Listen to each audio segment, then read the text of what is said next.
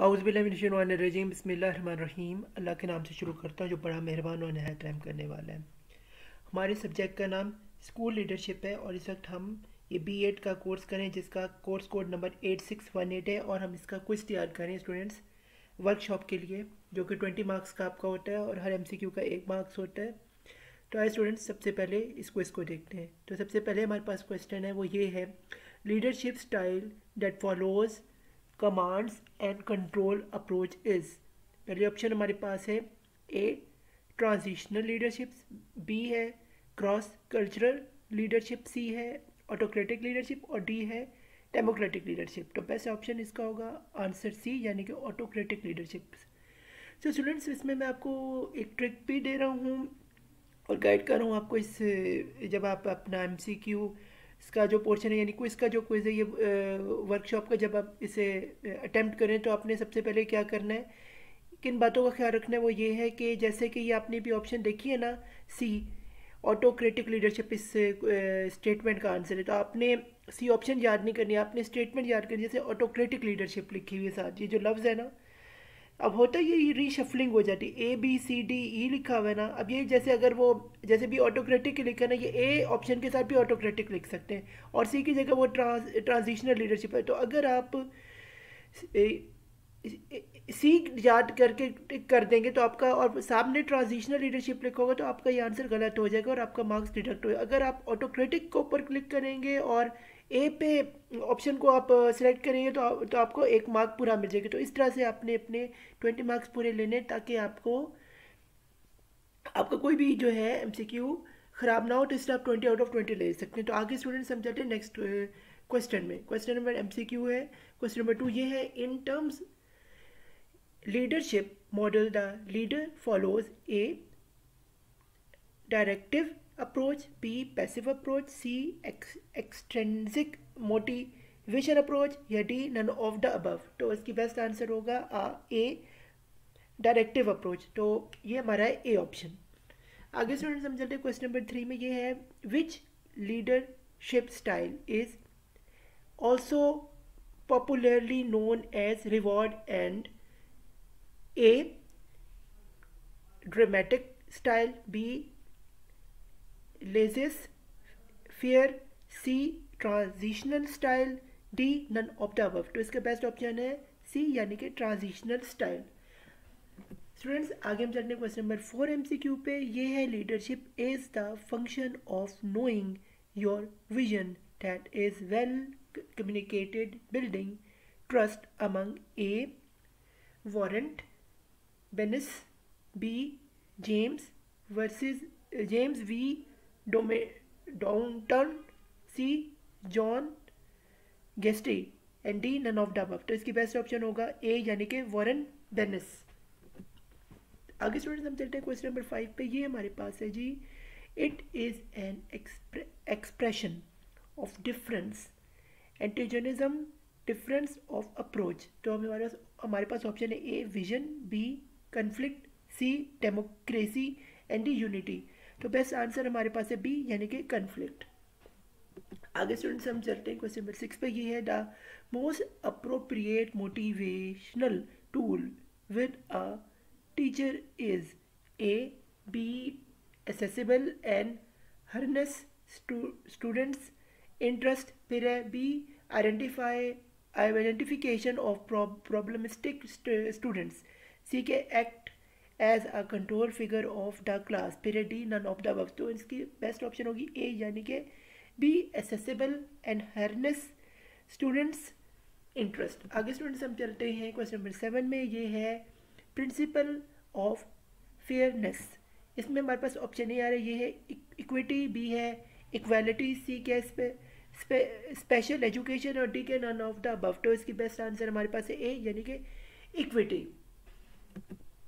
आगे question number 8 में चलते, ये है, theory that include philosophical, psychological and psychological sociological psychological consider that A motivational theory, B leadership theory, C pedagogical theory या D none of the above. तो इसकी best option है सी, यानी कि पेडागोगल थ्योरी।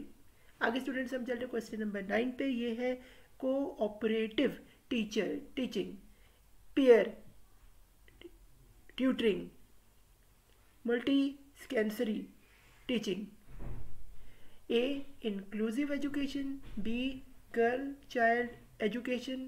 C. Co-education या none of the above. तो इसका best option होगा ए, यानी कि इंक्लूसिव एजुकेशन. आगे हम चलते हैं क्वेश्चन नंबर 10 पे स्टूडेंट्स. ये क्या है? It helps to recognise and benefit from others differences and help. A. Conflict management. B. Class management. C. Guidance and D. All of the above. तो इसकी बेस्ट ऑप्शन होगी ए, यानी कि conflict management. आगे students हम जानते हैं question number 11 पे. ये है team gets inspired by leaders enthusiasm and consistent disciplined behavior towards the organization. This trait factor leadership as A. Leadership formation and change. B. Leadership for individual growth. फिर है C. To direct control over the team. C. D क्या है? To establish autocracy. तो best option होगा इसका ए, यानी कि leadership formation and change. आगे हम चले क्वेश्चन नंबर 12 पे.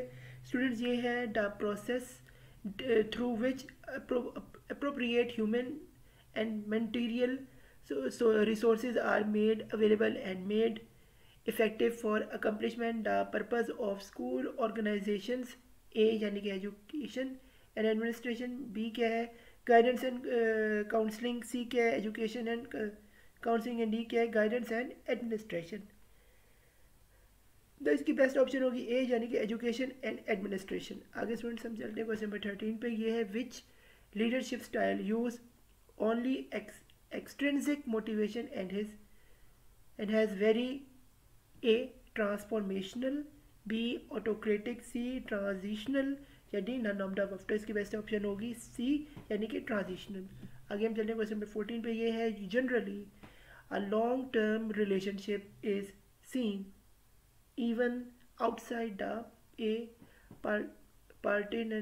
paternalistic leadership. B क्या है? transitional leadership. C क्या है? strategic leadership. और D क्या है? pedagogical leadership. तो इसका बेस्ट ऑप्शन आंसर है ए, यानी कि paternalistic leadership. आगे स्टूडेंट्स हम चलते हैं क्वेश्चन नंबर 15 पे. ये है to cater the psychological emotional and social needs of the A. director. B. Educational counsellor. C के क्लास परस्पेक्टिव और डी के पीटीए. तो बेस्ट ऑप्शन होगा इसका बी, यानी कि एजुकेशनल काउंसलर. आगे स्टूडेंट्स हमारे पास है क्वेश्चन नंबर 16. ये है जी the norms develop over time based on shared attitude value. ये क्या? ए. School M. बी क्या है जी? Educational standard. सी के स्कूल कल्चर. डी के ऑल ऑफ द अबव. तो इसका बेस्ट ऑप्शन होगा सी, यानी कि स्कूल कल्चर. अगर स्टूडेंट्स समझ रहे क्वेश्चन नंबर 17 में. ये है goals of classroom management is A. To create positive environment. B क्या है? Academic achievement. सी क्या है? Effective instruction. डी के ऑल ऑफ द अबव. तो बेस्ट ऑप्शन होगी इसकी D, all of the above. आगे स्टूडेंट्स समझ रहे क्वेश्चन नंबर 18 में. ये है the most crucial challenges to change management in an A. human factor. B के technological barrier. C के resource management. D के all of the above. तो इसका आंसर है A, यानी कि human factor. आगे हम चलते हैं स्टूडेंट्स क्वेश्चन नंबर 19 पे. ये है it creates distinct professional leadership between leadership and A. autocratic. B. democratic. C. paternalistic या D. pedagogical. तो इसका बेस्ट ऑप्शन होगा ए, यानी कि ऑटोक्रेटिक. आगे हम स्टूडेंट्स चलते हैं क्वेश्चन नंबर 20 पे. ये है it is master plan for making resources available in the organisation and plan the monetary. A. Planning. B. Controlling. C. Budgeting या डी. डायरेक्टिंग.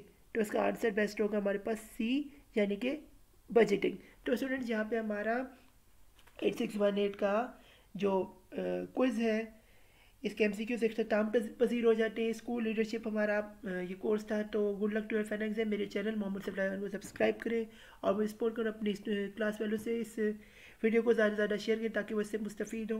तो फ़ी अमान अल्लाह. मुझे दुआ में याद रखिएगा. अल्लाह हाफिज़. अल्लाह हम सबका हामी नासिर हो.